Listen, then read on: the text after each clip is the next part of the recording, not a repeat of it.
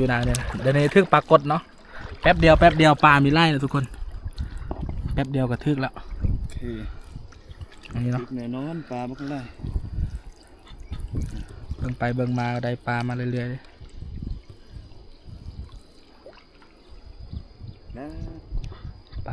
ทึกวะไอเชือ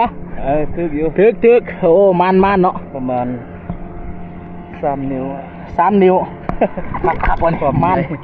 โอ้เนาะในพันน้องในมันเลยเดี๋ยวกันเดี๋ยวอยากนิดนึงโอเคทึกแล้วมันโอเคเนี่ยเอาเนาะมาเรื่อยๆทุกคนมาด้วยโอ้โห my god โอ้โหนี่มาเบิ้ง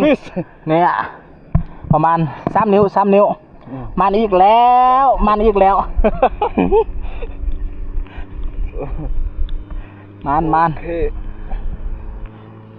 คือมองด้านนี้2 ตัวเลยเนาะเพราะว่ามันตัวใส่ยังไงน้องนึงตัวนั้นเป็นมองตาน้อยเนาะมันก็ได้แต่ว่าทึกไล่อยู่ตัวนั้นแต่ว่าอันนี้ตา3 นิ้วขึ้นนี่มันได้ปลาน้อยปลาใหญ่ไปเรื่อยๆ